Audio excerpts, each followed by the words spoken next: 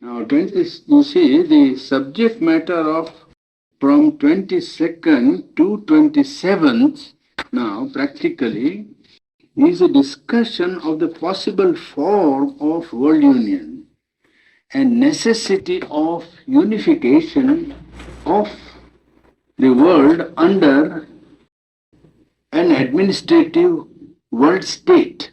What would be the function of that world state? He is only trying to see various possibilities. The problem is like this, that many public workers and politicians are faced with this problem of what form that unity, world unity, if it is going to happen, is going to take. This is a difficult situation because they have no precedent. They have no precedent to decide what would be the form. They have no idea of what has happened before. He is therefore pointing out here that you try to see the evolution of the nation unit and the evolution of the nation into state. The nation is a consciousness, people, and that has come into being. Now that has, for its administrative purpose, created a state. What passages did it pass through? Very similar would be the passages through which the world union will have to pass if it is to create a world state. And the question he puts more pertinently is whether the world state is at all necessary or a union. Not an organized state, but a world union. You understand? There is a distinction. He is trying to discuss these possibilities. And if the world state will have to be, what will be its nature and what it will be compelled to do? He says there will be then military centralization, administrative centralization, control of economic life of the race, control of the cultural life of the people, of whole human race. This will have to be in the world state. Do you understand? World state, not world. Yes. In the world state, this will be compulsorily like a state. It will have to organize itself on a centralized military, power, centralized economic control, centralized administrative and judiciary system. This will have to become in some form or other. It may be 1 century, 2 centuries after. It is not. It will come tomorrow. It is not going to come tomorrow. But he is trying to work out the possibilities. And that is a great guide to the modern statesmen and politicians if they want to take and if they want to open their eyes. Well, if they don't want, it is their business. But if they want, it is open to them to see that the same process of evolution of the nation state will have to be followed in the organization of the world state. Whether it is desirable, that is a more important point to decide. But if they want to know the form, well, he says, you will have to organize and move along certain lines. If you want a world union, you will have to move along other lines. Well, now we are here. He is now in this chapter 22nd trying to take up world union or world state. That is the two alternatives he is putting first and working out one. Up to 27th chapter, you see, he is working out the possibilities of world state. And then he is taking up how far world union would be also desirable. Now here he is saying, the development of central authority and therefore uniformity of administration, legislation, social and economic life and even of cultural life will have to follow in a world state. Transformation of the governing authority from small body to a body whose function is to represent the thought and will of the whole community. That principle will have to be applied to world state, just as here. Everybody cannot go and decide on a measure in parliament in a nation, so no nation will be allowed to go and bother itself about the world state. Somebody will be representing the whole, and they will have to decide. So a small body will have to be created whose function it is to represent the thought and will of the whole community, mankind.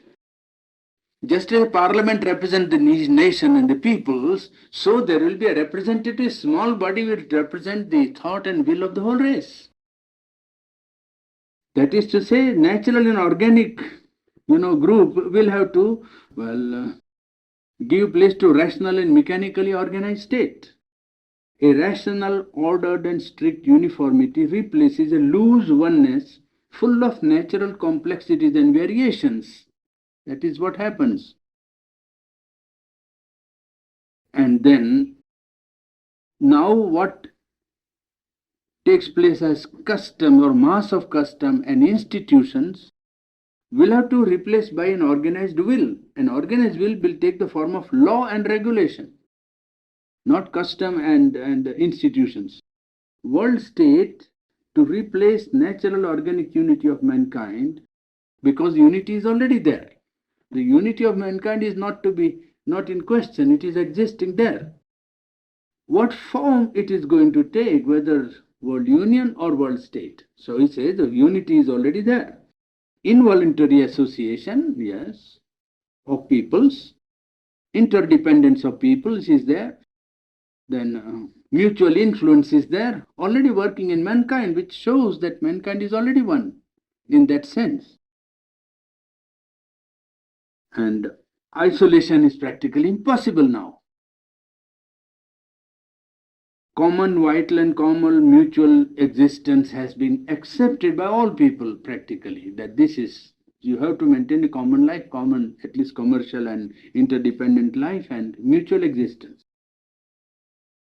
And a shock was necessary to give the whole community of nations the conscious will to say that we want to become one.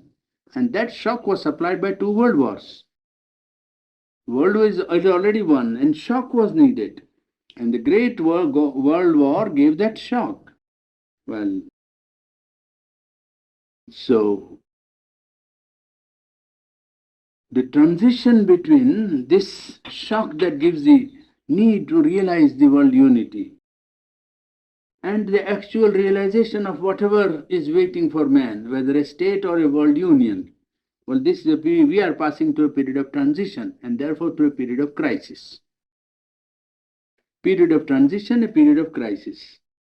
If you get a world state, there will be centralization, uniformity, mechanical unity.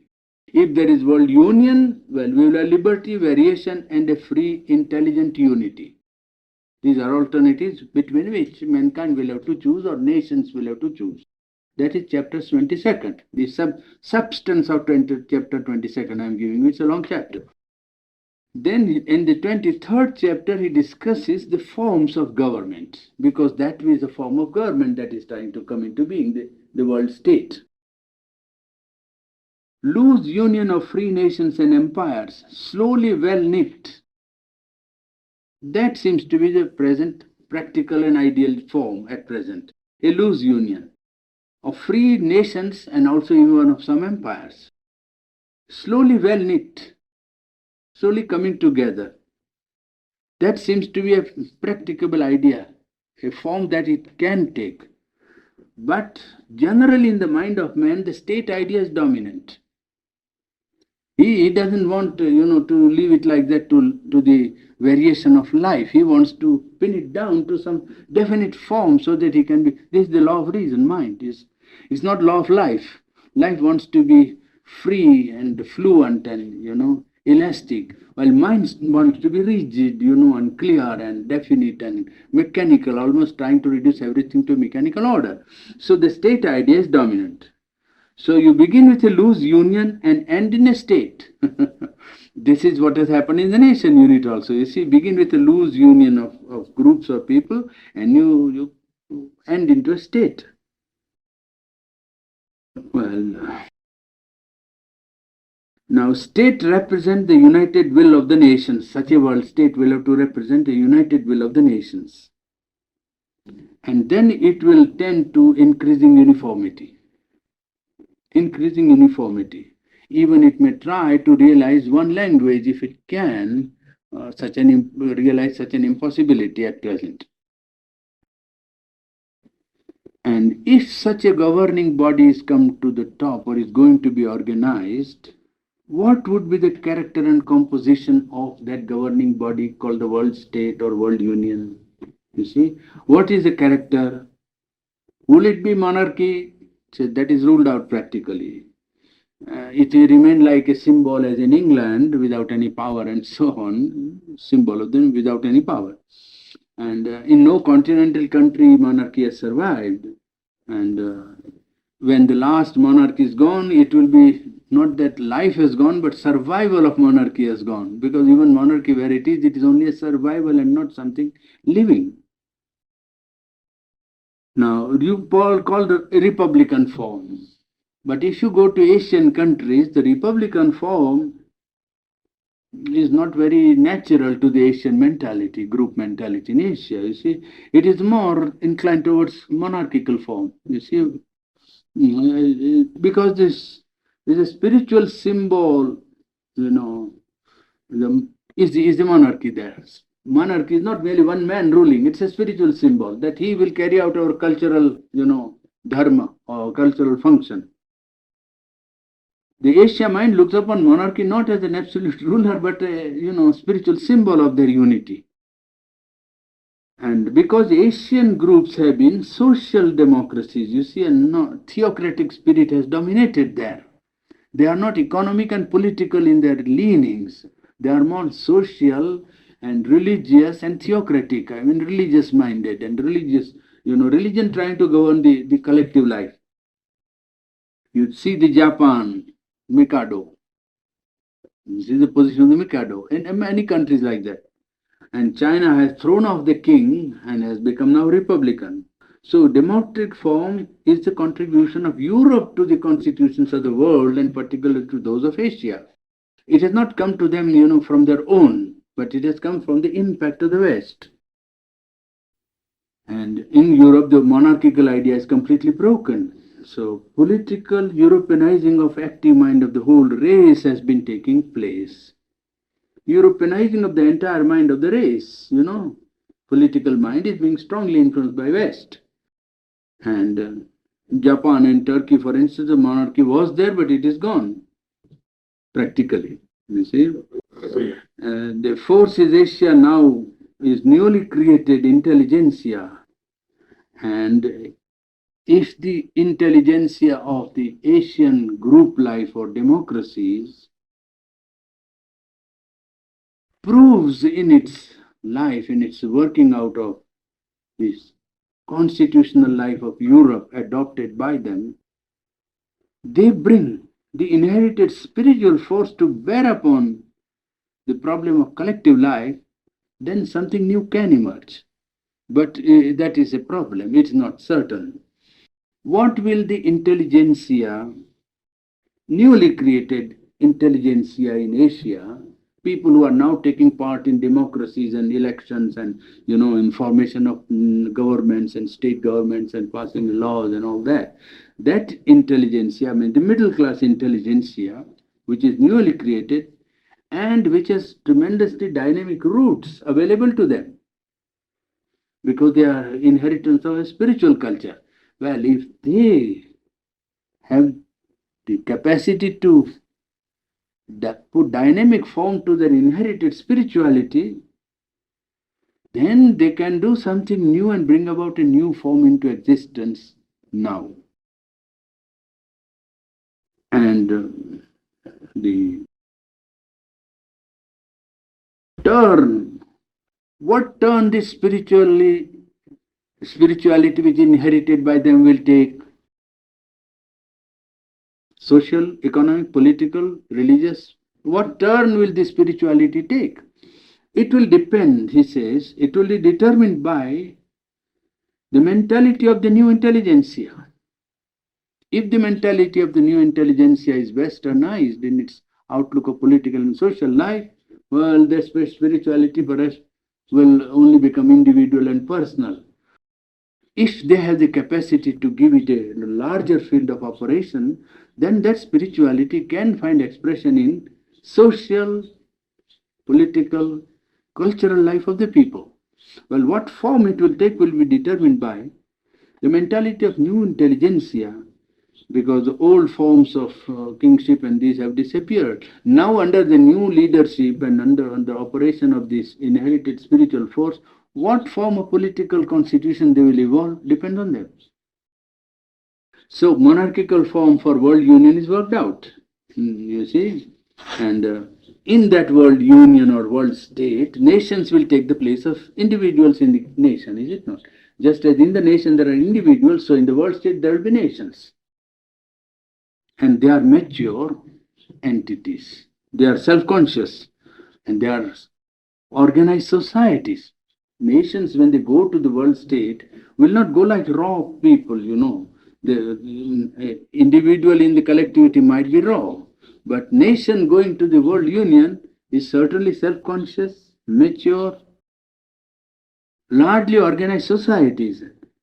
And there will be therefore a natural drive towards social democracy there in the world state. You see, some form of socialism will try to come there. Internationalism also may be revived as a step towards this formation of one union or one state. And would it be that nations would become provinces? An international council would come and govern at the top. It would be disguised oligarchy of some big powers or big leaders. And would that form the world union, a world state? At present, democracy has only public opinion, periodical elections, and power to refuse re-election to those who are displeased. This is the only good or service which democracy is able to do today. Democracy is not functioning in its ideal way at all. It's the only what democracy at present to do is it has a public opinion. Well, on that it can depend, and it generally what it does is to form the public opinion favorable to its working.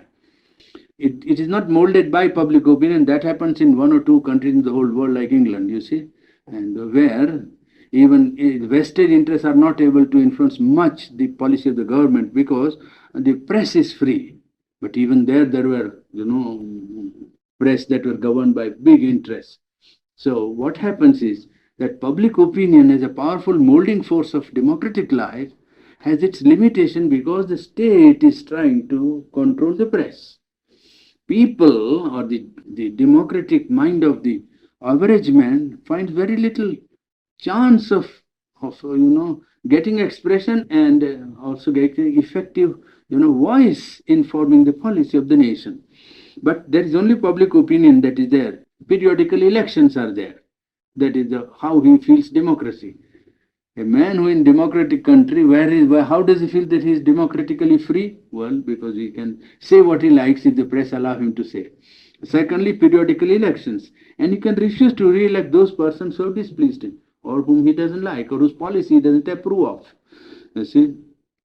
And now even the trade unions have joined this fray, so that in democracy, it's not the average common citizenship, but also the trade unions. And they have their say, the labor, you see. So this transitional stage, the middle class is threatened on two sides. Yes, you see, labor, you see, and government, a complicated business now. So, which are the two sides threatening the middle class? One, intellectuals are dissatisfied with what is going on. So the middle class is threatened by dissatisfied intellectual class, small minority of intellectuals who are not at all satisfied with the present, setup of government or national, state, because they find it is only unimaginative business, commerce, and economy swaying the whole field of public life. So a dissatisfied intellectual minority. And it finds that obstinate commercialism is there coming in the way of any ideal. Obstinate commercialism, you see. This is the reason of intellectual dissatisfaction among the small intellectuals. And secondly, labor. On the other side, you see, because they say that our rights are not recognized at all. So this intelligentsia is torn between the two. And these two can join. The intelligence are dissatisfied and the labor, both dissatisfied. Intellectuals are dissatisfied because it is only commerce and industry and economics that is working, and it is very without any ideal, and vested interest and nothing possible to change. These intellectuals and the labor can join, as it happened actually in Russia. The small intellectual leadership took hold of the Russian masses, is it not, the labor, and brought about the revolution. Well, that is how it happened. The two dissatisfied classes of state joined together. And government now is a very complicated business. Government is not very simple as it was in early days. So, with this complicated machinery of democracy, if a world state is to be formed, how much more complicated it would be. He's just giving an idea of the complicated nature of the machinery of government to be brought into existence for any world organization that will control the international situation. You see, a specialization is needed. And government itself is a very complicated affair. And there are many possibilities that can therefore happen. For instance, in China, democratization has taken place. A democratic organization is at the bottom for the mass, and it is ruled by intellectual bureaucracy on the top. Because it is so complicated, you can manage this thing. It's not impossible. You see, a specialization is needed, and if you know how to get about and get your things done, well, democratic organization below and a rule of intellectual bureaucracy on the top. It can be also alternatively guild socialism. Then if guild socialism comes, then guild aristocracy of labor will come to power. Labor will not, average labor will not come, and aristocracy of labor will come. The same has happened in Russia. It is not a common man who is ruling, but a small oligarchy of labor leaders who are at the top in all affairs. So, well, then the third form. So he is discussing monarchy is ruled out. Well, second is the present state, democratic state, will have to be very much complicated on a world scale. Third possibility is world parliament. Can you have world parliament? By election, that is to say. That would be by all nations joining democratically and trying to evolve either a world socialism or some sort of, intermediate, transitional something. Third possibility is world parliament. Would it work by majority rule? That's another question. Would the world parliament rule by majority rule? Well, parliament form is necessary because it prevents the executive from suppressing the liberty of the individual. That is one good point about parliament. And the parliament form very often tends to become, in actual operation, modified aristocracy, or it tends to become middle class rule, which means rule of the majority, and it means tyranny of the majority again. So there's the difficulty of the parliamentary form. It is effective because it's the only form which is now felt as necessary because it prevents the executive from taking away the liberty of the people. If there was no parliament, the officers will do just what they like. But there is a parliament which will put things right so far as the freedom of the individual is concerned. But in actual operation, it becomes modified aristocracy, either aristocracy of wealth or aristocracy of, some kind of group, top group that comes to the surface. Or it becomes middle class rule. Middle class only. And middle class rule degenerates into rule of the majority, and then means tyranny of the majority also. Majority or minority? Tyranny of majority, it becomes. Yes, it becomes tyranny of the majority over the minority. You see? And it involves tremendous waste of time and labor. Execution of parliamentary form involves a lot of waste of time and labor. And as a government, it's not always very efficient. And in the world state, therefore, rights of the minorities would have to be protected. Because there the minorities will be nations, not one or two individuals or groups, as is case in case of nations or small states or small collectivities. It would be big nations that would be minorities there. You see, and to prevent the pressure of the majority from acting on the minority or tyrannizing would be necessary in the world state. More feasible form seems to be, therefore, out of three or four that we are discussing, parliamentary form or a democracy or monarchy and so on, more feasible form seems to be a supreme council of free nations. And you see, it would work only if few strong imperial nations whose voice and volume is very strong today and can prevail, if they join, it can function. A Supreme Council of the world, see, Council of Nations, so to say, free and, well, imperial and free nations. Imperial nations also can join, free nations also can join. Who has, strong voice and who have got the power to execute and strength. Well, the question is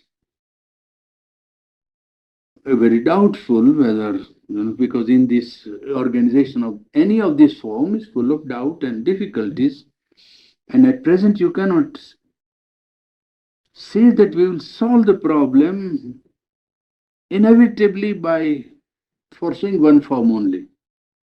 How far the nations will allow that, say, formation of a council, well, it's difficult to say.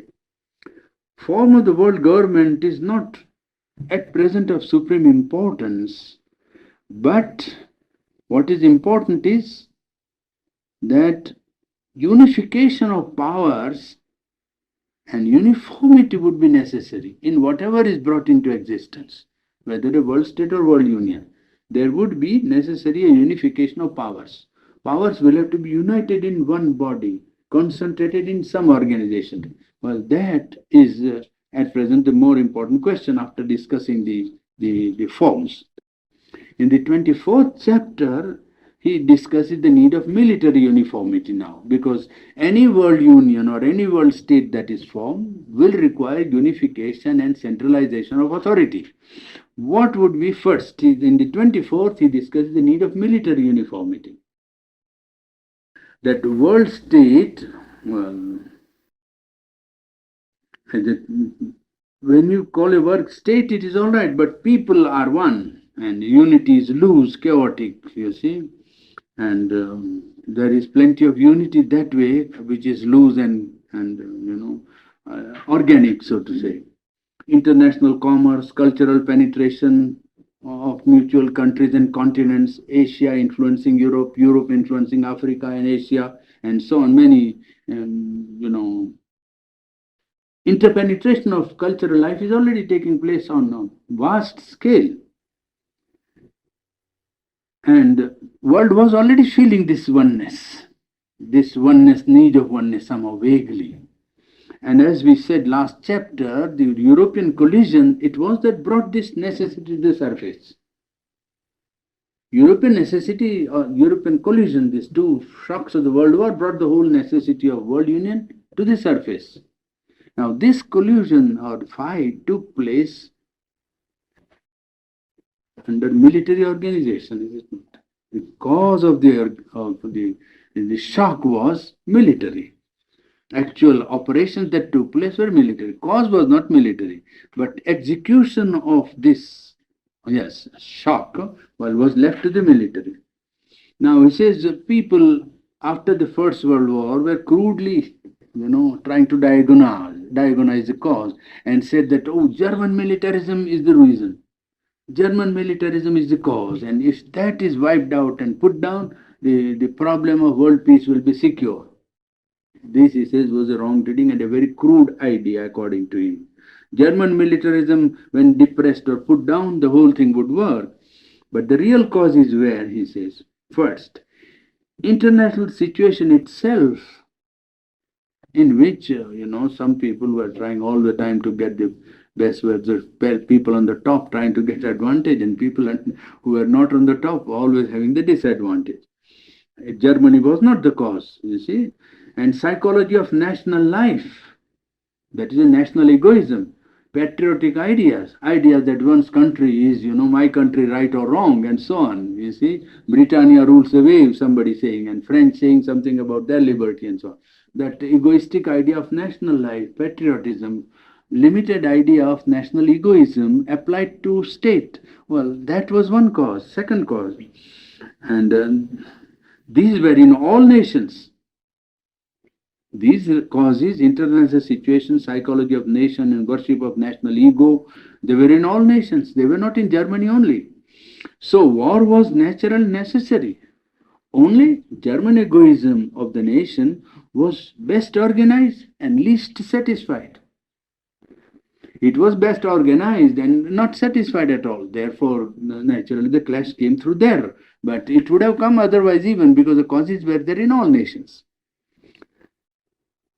Then, second was, they thought that how to preserve peace after the first shock.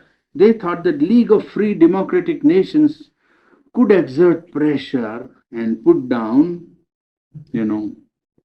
all outbreak of war or disturbance of peace. And this, he said, was a good idea at that time, but this had to fight against young Titan socialism, as he says, and old Olympian gods of bourgeoisie democratic world. Any idea of preserving the world by a League of Free Democratic Nations trying to exert pressure on international situation would have to contend with socialistic movements rising in all nations, one, and secondly, old Olympian bourgeoisie democracy, where they wanted to retain all their empires and colonies. You see, retention of empire and colony and rise of socialistic outlook culminating in Russian communism. This league, or this League of Democratic Nations, only trying to exert pressure and bring down peace all the time, will have to fight against these two tendencies, he says. And if they came to fight with these two, the league will break down, he says.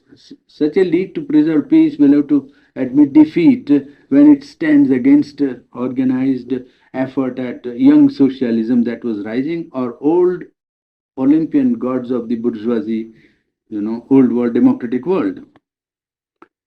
In a fight between these two, this new league would have to lose. Third idea is that if every nation was democratic, then peace would be secure. This is also a half-true idea, which is not correct, because democracy can organize itself for war. And a stupendous military force can be available and mobilized by a democracy, which is unimaginable perhaps in a monarchical regime. You see, democracy is not incapable of mobilizing a very great military power. So that democratic form spread to all the nations of the world would automatically usher in the era of peace is not a correct idea. Evolution of a central authority, therefore, is thirdly. The fourth idea is that of self-determination of nations. If this principle of, now it is recognized by the UNO, fortunately, this idea of self-determination of nations, that no form of government should be enforced upon a nation by any other group or any other nation. Self-determination is now the birthright of nations. And he wrote this when it was not on the agenda of the UNO, that self-determination, if it is established, would remove a very great cause of conflict. Would be not altogether a guarantee for peace, but would remove a very great cause of conflict among nations, because it is for that self-determination that people will fight. You see, if you grant that, one cause for conflict is permanently removed. But even then, this evolution of central authority is necessary, and it must command not a military force first, but psychological consent or assent of the whole mankind. Whatever authority you organize and central authority you create, it must get the psychological assent of mankind. and use moral force upon nations to carry out its ideas and policy, and not military force primarily. But also it must serve the world, not merely first keep peace and keep down everything, everybody from breaking out into war or breaking out into conflict, but it must also create field for its service to humanity or the world by promoting common interests, common benefits, extending all common benefits to mankind. When you create a central authority, it must not merely, act as for on its military force that has great power. No, a psychological consent would be necessary, one thing. And secondly, it must serve all a exact moral force upon people to carry out its policy, say this is right and this is wrong, this cannot be done because it is not good to do it, and so on like that. Secondly, that it must also serve the world by promoting common interest and distributing common benefits to mankind. Centralized authority must show a positive contribution, you see, to the progress of the ordinary man among the nations. And but even in spite of, with all these factors given, a psychological consent and a moral pressure and service to the world, still a concentration and possession of military power would be needed as a first condition for securing world peace. If you want to have world peace secured, concentration and possession of military force is necessary. Military power must be there. How to do is another question, but he says those are more important factors, psychological factors and so on. But in spite of all that, for security would be needed. Disarmament can come only if the national armies are dissolved. If the national armies are dissolved, then only disarmament can become, real, concrete. Nations must have faith in that international authority. The sole military force in international authority must hold only to keep peace. And when this is created, then you will be in for what he called the world state. The minimum military authority or maximum military power created in order to enforce peace if necessary by force, first preferably by psychological assent, by moral pressure, and by trying to show that the central authority is serviceable to all people. But in spite of it, when you create a military centralized authority, well, you will be in for the world state. And you will be surprised to know that one of the most advanced countries, Britain, has produced leaders who have contributed to the world thought, to a much greater degree than many other races in the world. England's contribution that way to the political advancement of the world is very great compared to many other nations that might be, more powerful or more strong, but they have contributed certainly very greatly to the political constitution of the world. And it was Attlee from England who 2 years back actually proposed that the world is ready for world state. He spoke it in India for the first time. On his visit to India, he advocated that now the world is ready for world state, and all world statesmen must think when they go to UN or wherever they go, think in terms of how to create this world state. He says the conditions are so ready that unless you do it, the things are becoming more disorganized and disorderly. You can't set right things. And now, with the given scientific advance, and everybody afraid of a scientific war, well, the best condition is for launching a world state. And this idea of world state, I was so surprised to find coming out from a ripe statement from England, and supporting Sherundo's contention of the world state, as a necessary, form of the world union, as he is trying to work out the possibilities. He says the state has to be formed. He proposed this world state in many of his recent speeches. Now, in chapter 25th, he is pleading again one authority. And then again he says, whether world state or federation of nations or a league of peace, this will be one subject. And he says that Even if you create one authority, commercialism is the whole phenomena of modern society. Commerce, industry, economics. Economic part is always important and fundamental in modern society and modern national life. In ancient times, economics was there, but economic was a part of the vital being of man. It was relegated to the realm of desire. Provision was made to satisfy desire in ancient society because they knew it was a part of his vital life. It was never admitted as a part of his mental life. Now, today, desire is the leading thought in the mind of the man. You see, it was never that. Thought was quite different. Thought was about philosophy, about idealism, about world, what is man, what is the future of fulfillment of man, something else. Desire was there, but desire had a place given to it. You understand?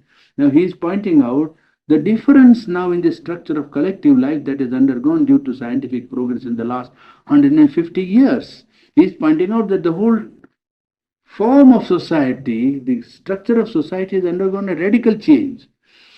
And the Vaishya, the commercial man, the merchant, the third class is ruling mankind and not the Brahmin, the priest, or the Kshatriya and the warrior. Everything now is therefore changed. The Vaishya is dominant. The Vaishya means the merchant, you see, the economic man. And he and the Shudra are in fratricidal conflict. Labor and the, you see, economic interest, yes.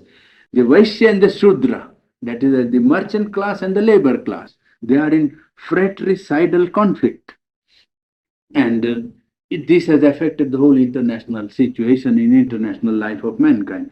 The relations of nations is influenced by this outlook of dominantly economy-centric constitution of life of man today.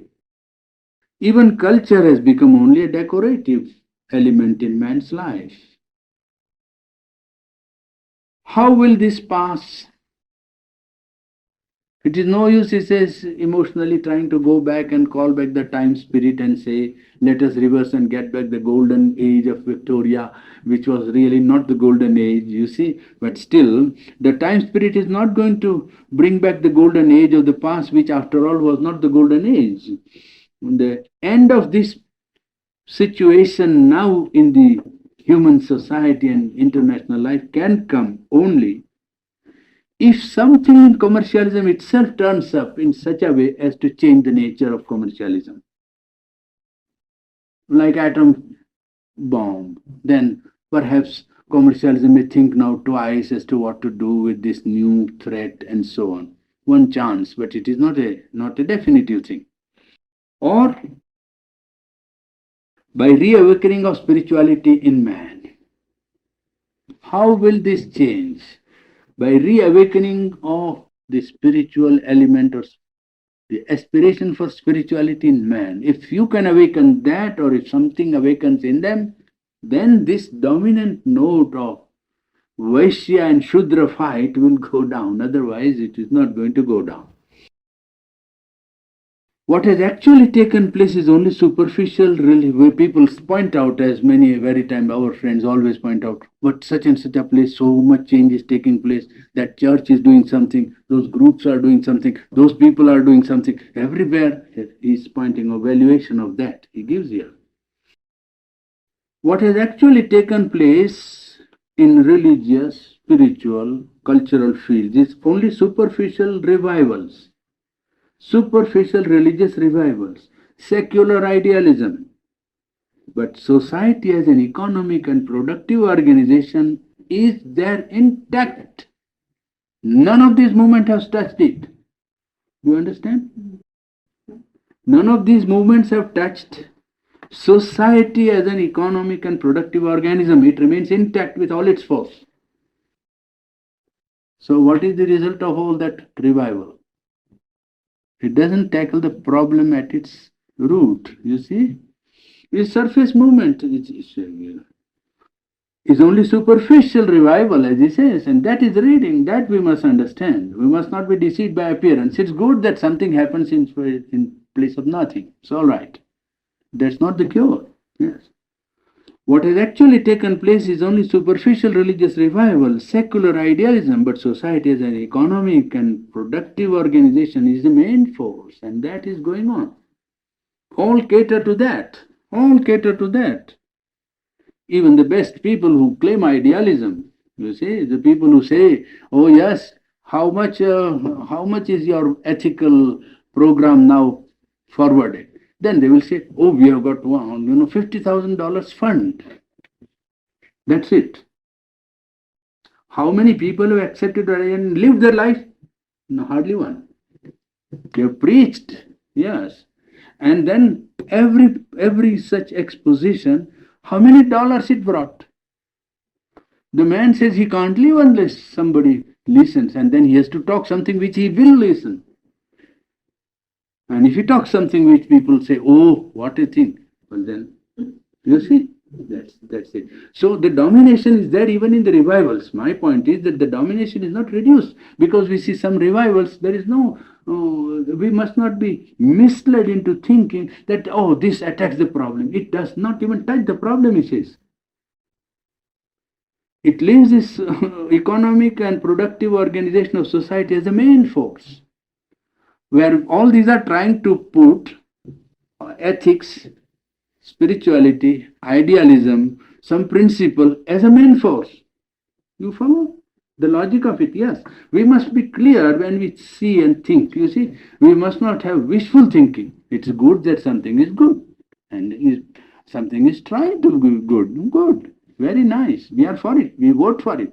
We support it as far as we can. But let us not be deceived with the idea that this is solving the problem. No, it is not.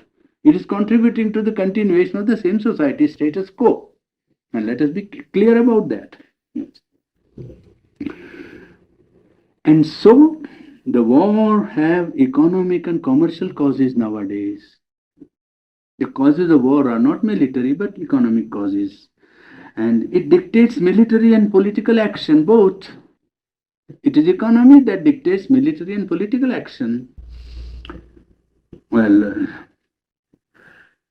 and this unfortunate good point about this economic outlook is that it is so well organized that a shock of war is now intolerable because of industrial organization. This very economic organization, industrially effective, makes any shock of war intolerable, because it carries war to the last, last man. The organization is so complete. You see, formerly people are afraid and didn't like war, because how many got killed in war? How many were recruited, mobilized? In a nation of several millions, perhaps few thousands, or when 1 lakh of army was there, it was regarded huge. Oh, they thought no end of it. The destruction of previous wars is nothing. It's nothing compared to what can happen because of the economic and industrial organization of collective life to such an extent that one shock of war becomes intolerable. And not only to one nation, to almost dozens and the whole world, as the last two world wars actually proved, that those who had nothing to do with the war were influenced, affected by it. You see, hunger and all kinds of troubles and paucity of articles of food and necessities of life, and it became terrific life. So that humanity decided after the Second World, this must not happen. That showed how strong was the reaction against this intolerable organization of industrial life. You see, industrial organization, that was responsible for this, the results of the shock. It is untold suffering brought to people, and this inner truth of this problem was not seized by man. They thought that only our function is to prevent the shock. It is the economic organization that is the cause. And this cause was not seized by people even after the shock. And then they thought of removing commercial rivalry. That was one potent cause of the shock, is it not? How to remove the commercial rivalry? In a society, in a nation, where is rivalry between two individuals, the state comes in and dictates, is it not? That no, you shall not kill each other. Even if you are rivals, you shall not go to the extent of injuring somebody else. In a state, organized collective life of a nation or a society, when there is rivalry between groups or individuals, the state comes down and puts the situation in order by controlling the two parties or two individuals. If two people are fighting and one says, I'm unjustly treated and therefore I'm going to fight with him, the state comes down and says, you can't fight. You say what you have to say to this, our authority, you say what you have to say, and what they decide you will have to do. Isn't it? That's what happens in a organized state or national life. He says now you want to prevent commercial rivalry. Who is going to prevent? You must have a central authority somewhere who can put down, no, it must not happen this way, it must happen this way. Between nations, unless you create a centralized authority and equip it sufficient military power, well, it can't work. Yes, a centralized authority must be there just as in a society, so in humanity. If peace is to be kept, then world state or something with a centralized authority must come into being. Arbitration or threat of international pressure can keep peace for some time, but commercial pressure may be also used. Supposing you don't use military force or physical force, you can use commercial force, boycott, tariff wall. You can create tariff wall against a nation and create a situation, commercial pressure. Boycott. Weaker nations are, even when you say weaker nations, they will be necessary to stronger nations, even for markets. After all, weaker nations, if they are destroyed, there will be no one to buy their goods. And this was well humorously put by Anatole France in one of his writings, the Penguin Islands, Neil Penguinos. It is a satire on French nation, you see. Penguin Islands, very fine book. And so he says, oh, it is a description of France, but not openly. It's the penguins. The penguin have got an island and they are governing and so on. So there is a leader, and he says that we went to the other island and conquered it. And what did he do? He said we killed 1/3 of the inhabitants. Oh, why? He says so that the 2/3 may buy our umbrellas.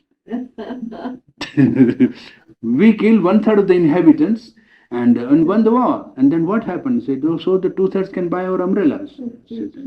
Otherwise, where to find market for umbrellas? So that's right. The weaker nations are necessary for the stronger nations, even as markets. Prohibitive tariffs and blockade also can act very effectively without actual fighting. And in fact, Germany's defeat was due more to the blockade than to actual fighting. See, because they could replace anything, food or armaments or materials. You see, the war came more quickly to an end because of the blockade. You see? So resources and starvation and depression and want of replenishing recovery can act effectively as much as fighting. So that pressures of other kind can take place, take the place of military pressure. The world state not only must command military force, but also must order commercial and economic and industrial life of the nations. It will have not only to centralize military force sufficient to carry out its decisions, but also will have to exert and bring about an order in the commercial, economic, and industrial life of the nations. Industry and commerce today, because it is 5/6 of social life. There are his words almost I am quoting. You see, industry and commerce is 5/6 of social life today.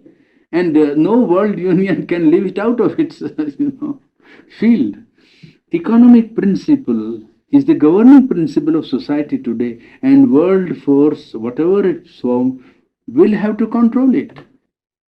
Will have to deal with that situation somehow or other. Well, I think I'd better stop there. Really there. I believe this human unity. I just ate for the people who are going to be making decisions in the world to have the opportunity to study this. Oh, they think they are all wise, and it is they who go to dictate their wisdom to the world. The whole set was sent to Eisenhower, I can tell you. Set of which? Set of his books. Was it? Oh, yes. How about Kennedy? I don't know, somebody might have sent to Kennedy also. I know a friend in Calcutta who has sent to Kennedy on his election. From Calcutta, the whole set with a note that will you please read these books particularly. I told him to do that. In fact, I may tell you now. Let's write and Yeah. Okay, well and good, but if they don't, well, that's their business. It isn't their business. It's the people's business who elect them, and they have responsibility to the business, Yes, to yes. the people of the world. And it isn't their business, so they've got to take their dose of castor oil and see. This Yes. is the way I feel. Now, that is if some people really can be mobilized into that, Yeah. that attitude, they will have to listen. They will have to listen. Well, Yeah. I really get excited about this. Another thing, just as a point of interest, speaking of the League of Nations, you're going to Missouri. It was Champ Clark of Missouri that kept the United States from ratifying the first League of Nations Mhm. because Wilson had to promise Clemenceau at Paris that he had to assume the responsibility, central authority. See, you said there had to be central authority, and France demanded that the United States be committed. And Wilson gave his word without clearing through Congress. And Champ Clark says, "Who the hell do you think you are? You can't do that," and defeated it. I think it was right. You see, I have not yet given the reading of the League of Nations and the estimate. But the point was that Wilson, poor man, was, out maneuvered in diplomacy by European statesmen. I know. He was an honest idealist. There was no question about Wilson being completely straight about what he wanted, World Union and United Nations and World Union of Peace and so on. But the diplomats of Europe were too clever. And they got round him in such a way that his whole thing was, became something that was unrecognizable practically. And so we were not sorry when United Nations, USA didn't join the League of Nations. Was so that you're going to Missouri, and it was Missouri that stopped it. It's just a point of interest. Also, there was an article about this thing in his book, I mean, that one or any other, about the problem of world population. Population explosion. How are all these people going to be fed? You see, if we don't have famines and things anymore, there used to be to kill them off. I mean, it's many people are getting thoughts. Yes, I think yes. That, Well, he has only in this very chapter, next chapter that is coming, he has referred to one point, for instance, that they would resort to, eugenical methods of people who are congenitally unfit to give. He has written that. He has supported that. No. Sterilization of the criminals and the people incorrigible human type. You see, the sterilization. He has advocated that. I mean, 3 or 4. Just birth control. I'm for this 100%. Well, there ought to be for those children who have lots of illegitimate children. Like over here, some of them do maybe something and just expect the state to support them, I mean, your class is really complex. Filipinos. Parts of the world, if a rationalization on the world scale takes place, then parts that are not brought under cultivation also would be considered. With the rise of, if a world organization comes into being, then the problem will be not for one nation to solve. It should not be really even now. I know. Even now it should not be the nation's business. It must be now the business of nation to refer this to the UN and see, now what are we going to do about feeding the whole world population? Not feeding one nation's population. That is just the mentality we have dominant now. I know. You see, now how to do that? Well, then a world organization will have to be set up in such a way where nations where uncultivated portions of land has remained, well, we'll have to submit to a world plan, perhaps. Well, yeah, but I think the other is so much more vital. I mean, that some countries are just, their population is just increasing like Yes, rabbits, yes. and well, there's just a limit. It's just a limit, you see, of what. Yes. And we can't take them all over here. I mean, many of them want to come over here, but that's the answer. That's not the answer. With the common market, one solution, is that going to be a good? Yes, that is to say, if the production is rationalized, then distribution can take place. Now, for instance, here is a problem is quite different because here also population increase is getting on. But in country like Australia, now a surplus population should find some place there because they are occupying the whole country without being able to utilize it for that matter. The Russia, Canada, too. yes, huh? Yes. Canada,